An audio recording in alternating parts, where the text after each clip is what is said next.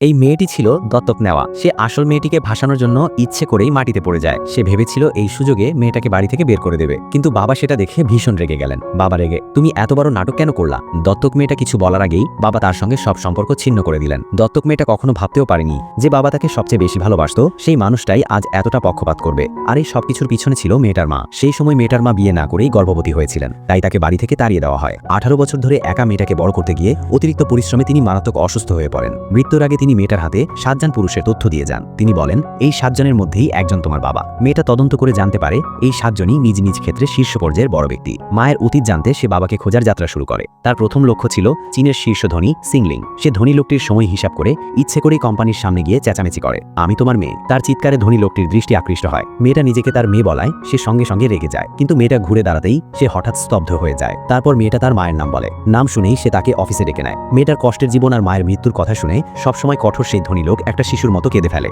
সে নিজেকে দোষ দেয়, কেন আগে তাদের খুঁজে পায়নি। এই অভাব পূরণ করতে সে সিদ্ধান্ত নেয় 3 দিন পর একটি পরিচয় অনুষ্ঠান করবে, সবার সামনে মেয়ের পরিচয় প্রকাশ করবে। এই কথা শুনে মেয়েটা হতভম্ব হয়ে যায়, কারণ সে তো শুধু পরীক্ষা করতে চেয়েছিল, এতটা বিশ্বাস পাবেনি ভাবেনি। নিশ্চিত হওয়ার জন্য সে গোপনে ধনী লোকটির একগুচ্ছ চুল নেয়, বন্ধুকে দিয়ে হাসপাতালে পাঠিয়ে ডিএনএ পরীক্ষা করায়। পরদিন ফল আনতে গিয়ে সে দেখে ধনী লোকটি গম্ভীর মুখে বসে আছে। আসলে যেদিন চুল পাঠানো হয়েছিল সেদিনই সে পুরো হাসপাতাল কিনে নিয়েছিল। মেয়েটা কি বলবে বুঝতে পারছিল না। হঠাৎ ধনী লোক কষ্টের মুখে জিজ্ঞেস করে, তুমি কি এতটাই চাও না আমার মেয়ে হতে? মেয়েটা আর সহ্য করতে পারে না, সে সবার সামনে রিপোর্ট ছিঁড়ে ফেলে। ধনী লোক ভয় পেয়ে যায় মেয়েটা মত বদলাবে, তাই সে সঙ্গে সঙ্গে অনুষ্ঠান আগেই করে ফেলে। সেদিনই ঘোষণা দেয় মেয়েটা সিং পরিবারের সদস্য। মেয়েটাকে প্রায় জোর করেই মেকআপ রুমে নিয়ে যাওয়া হয়। সে ভয় পায় তাকে বিয়ের জন্য ব্যবহার করা হবে, তাই ইচ্ছে করে নিজের চুল এলোমেলো বিস্ফোরণ স্টাইলে বানায়। কিন্তু বাবা রাগ না করে বলে, দারুণ, খুব সুন্দর, এটা নিশ্চয়ই তোমার মায়ের শিল্পী রক্ত।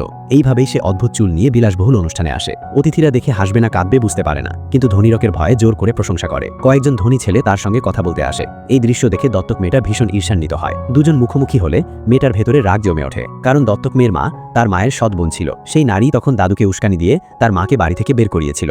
দত্তক মেয়ের ইচ্ছাকৃত উস্কানিতে মেয়েটা সরাসরি বলে দেয়, তুমি একটা নকল মেয়ে। এই কথা শুনে দত্তক মেয়েটা রেগে গিয়ে ইচ্ছে করেই মাটিতে পড়ে যায়। সে ভেবেছিল এই সুযোগে মেয়েটাকে সিং পরিবার থেকে বের করবে, কিন্তু ধনী লোক এটা দেখে সঙ্গে সঙ্গে তার সঙ্গে সম্পর্ক ছিন্ন করে দেয়। ওই মেয়েটাই আমার একমাত্র মেয়ে, ধাক্কা দেওয়া তো দূরের কথা, আজ যদি ওকে মেরেও ফেলে তবুও আমি কিছু বলবো না। এই কথা বলেই সে দত্তক মেয়েটাকে অনুষ্ঠান থেকে বের করে দেয়। আজ থেকে সিং পরিবারে আর পা রাখবে না। ধনী বাবার মেয়েকে রক্ষা করার খবর খুব দ্রুত সংবাদে ছড়িয়ে পড়ে। এই দৃশ্য দূর থেকে দেখে ফেলে একজন বিখ্যাত অভিনেতা। মেয়েটার পরিচিত মুখ দেখে সে সঙ্গে সঙ্গে সব কাজ বাতিল করে অনুষ্ঠানে ছুটে আসে, কারণ সে আর কেউ নয়, সেই হলো মেয়েটার বহুদিনের খোঁজা দ্বিতীয় বাবা।